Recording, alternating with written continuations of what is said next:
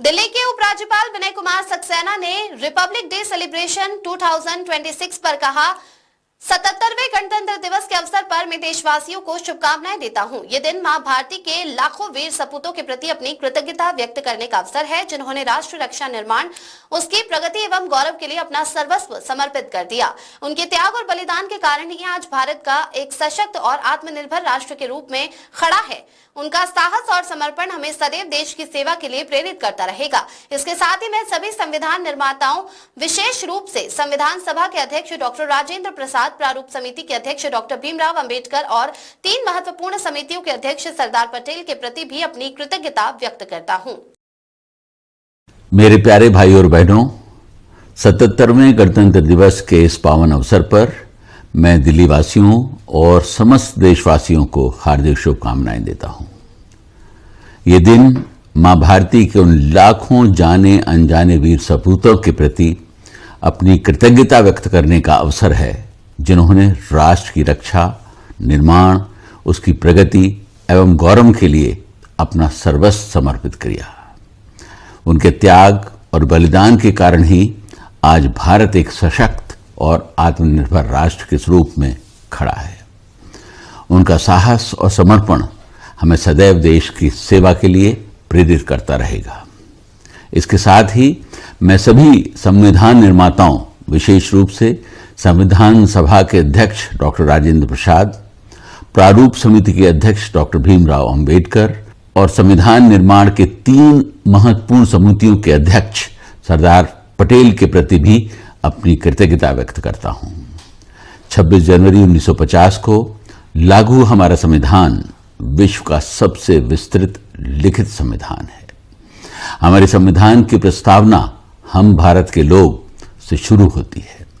इसमें न्याय, समानता और अनेकता में एकता का भाव निहित है। संविधान की इसी मूल भावना को ध्यान में रखते हुए हमें अमृत काल में भारत को विकसित राष्ट्र के रूप में स्थापित करने का संकल्प दोहराना है। बीते 8 दशकों की विकास यात्रा में हमने आर्थिक विकास के साथ साथ विज्ञान, शिक्षा, खेलकूद और चिकित्सा के क्षेत्र में अभूतपूर्व प्रगति की है। एक भारत श्रेष्ठ भारत के संकल्प के साथ मौजूदा वैश्विक परिदृश्य में भी हमने अपनी विकास की गति को कम नहीं होने दिया। यह हमारे 140 करोड़ देशवासियों की लगन और उनके परिश्रम का परिणाम है। राष्ट्रीय राजधानी दिल्ली ने भी अपनी विकास यात्रा में तेजी से प्रगति की है। सुशासन, पारदर्शिता, नागरिकों के प्रति जवाबदेही, जनहित के कार्यों में तेजी और प्रकृति के संरक्षण के साथ विकास किसी भी सरकार का मूल मंत्र है। सुशासन का अर्थ है केवल प्रशासनिक दक्षता ही नहीं, बल्कि एक ऐसा शासन है जो संवेदनशील हो, समावेशी हो और नागरिकों की अपेक्षाओं के प्रति उत्तरदायी हो। शासन की सफलता इस बात से मापी जाती है कि अंतिम पंक्ति में खड़ा व्यक्ति भी स्वयं को सुना हुआ, सम्मानित और सुरक्षित महसूस करे। आज के डिजिटल युग में तकनीक ने हमें यह अवसर दिया है कि हम शासन को अधिक खुला, सरल और सुलभ बना सकें। इन्हीं सिद्धांतों पर चलते हुए हम दिल्ली को विश्व स्तरीय और समावेशी शहर बनाने के लिए प्रतिबद्ध हैं। दिल्ली सरकार का यह सतत प्रयास रहा है कि योजनाएं केवल कागजों तक सीमित न रहें, बल्कि धरातल पर प्रभावी ढंग से लागू हों। शिक्षा, स्वास्थ्य, परिवहन, महिला सुरक्षा और सामाजिक कल्याण क्षेत्रों में सुधार लाना हमारी प्राथमिकता रही है। केंद्र और स्थानीय सरकार के सहयोग से शहरी और ग्रामीण क्षेत्र में जो सकारात्मक बदलाव हुए हैं, उन्होंने लोगों के जीवन पर व्यापक असर डाला है। दिल्ली में विकास कार्यों में तेजी के लिए 11 की जगह 13 राजस्व जिले बनाने का निर्णय इसी दिशा में एक बड़ा कदम है। प्रत्येक जिले में मिनी सचिवालयों की स्थापना से पारदर्शिता के साथ साथ शिकायतों के त्वरित समाधान, शासन तथा कार्यों के निष्पादन में तेजी आएगी, जिसका सीधा लाभ जनता को मिलेगा। दिल्ली की सार्वजनिक परिवहन प्रणाली जैसे दिल्ली मेट्रो, RRTS प्रोजेक्ट और इलेक्ट्रॉनिक बसों से सड़कों से वाहनों का बोझ कम हुआ है। इस वर्ष के अंत तक स्वच्छ ईंधन से चलने वाली लगभग 8,000 बसों को डीटीसी के बेड़े में जोड़ा जाएगा, जिससे परिवहन व्यवस्था मजबूत होगी और वायु प्रदूषण में कमी आएगी। अभी कुछ दिन पहले दिल्ली सरकार ने मेट्रो फेज 4 के लिए वर्षों से लंबित लगभग 3,600 करोड़ रुपए रिलीज किए हैं। इसके साथ ही भारत सरकार ने मेट्रो फेज 5A के लिए लगभग 12,000 करोड़ रुपए की मंजूरी दी है।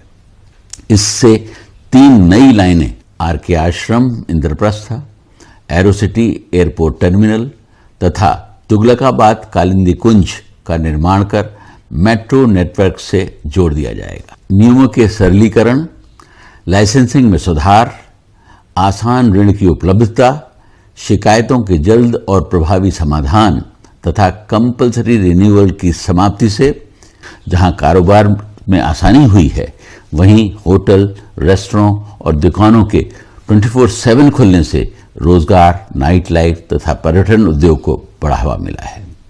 इससे लोगों की आर्थिक स्थिति बेहतर हुई है। बेहतर स्वास्थ्य सुविधाएं प्रत्येक व्यक्ति का मौलिक अधिकार है। नए अस्पतालों, आयुष्मान आरोग्य मंदिर, जन औषधि केंद्रों और राजधानी के पहले ब्रेन हेल्थ क्लिनिक की स्थापना तथा निःशुल्क हीमोडायलिसिस से दिल्ली के स्वास्थ्य ढांचे को बेहतर करने के प्रयास किए जा रहे हैं। इससे मरीजों का किफायती और बेहतर इलाज सुनिश्चित हुआ है। आयुष्मान भारत प्रधानमंत्री जन आरोग्य योजना को अपनाकर लाखों लोगों तक इसका लाभ पहुंचाया गया है। बीते वर्ष में दिल्ली नगर निगम पारदर्शिता के साथ समस्याओं के त्वरित समाधान और सेवाओं में सुधार कर लोगों के अधिक करीब आई है।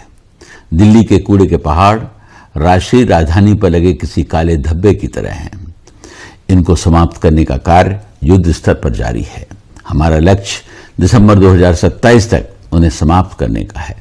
मुझे पूरी आशा है कि लैंडफिल साइटों पर बायोमाइनिंग में तेजी और वृक्षारोपण, बायोगैस प्लांट और वेस्ट टू एनर्जी प्लांट की क्षमता में वृद्धि से हम जल्द ही इस लक्ष्य को पाने में सक्षम होंगे। डीडीए ने समाज के सभी वर्गों को सुरक्षित, सम्मानजनक और किफायती आवास उपलब्ध कराए हैं। इन सीटू रिहैबिलिटेशन प्रोजेक्ट के माध्यम से झुग्गीवासियों को अपना आवास मुहैया कराकर गरिमापूर्ण जीवन जीने का सुअवसर दिया है और अनऑथराइज कॉलोनीज में पीएम उदय के माध्यम से लोगों को उनकी संपत्ति का मालिकाना हक दिया है। आरंभ लाइब्रेरी और स्पोर्ट्स कॉम्प्लेक्स के निर्माण से युवाओं को आगे बढ़ने का सुअवसर मिला है।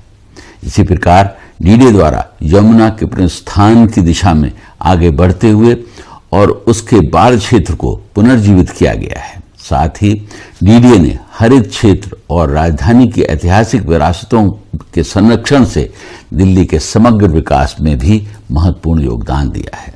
विगत वर्षों में डीडीए की आवासीय योजनाओं पर लोगों का भरोसा बढ़ा है और समाज के प्रत्येक वर्ग पर इसका सकारात्मक प्रभाव देखने को भी मिला है।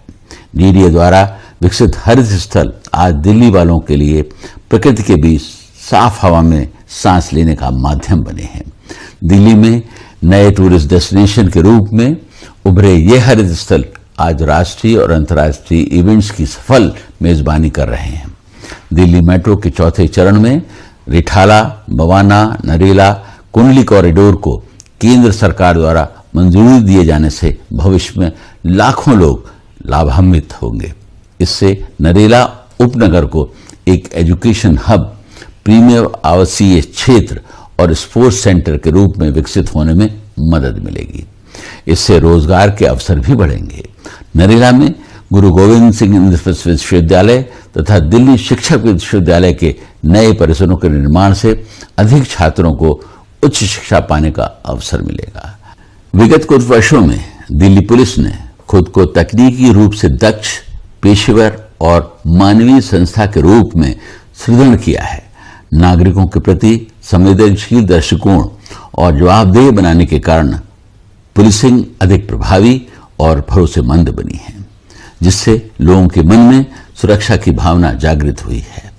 क्राइम मैपिंग, हॉटस्पॉट की पहचान और संवेदनशील क्षेत्रों में पुलिस की गश्त बढ़ाने से अपराध में कमी आई है।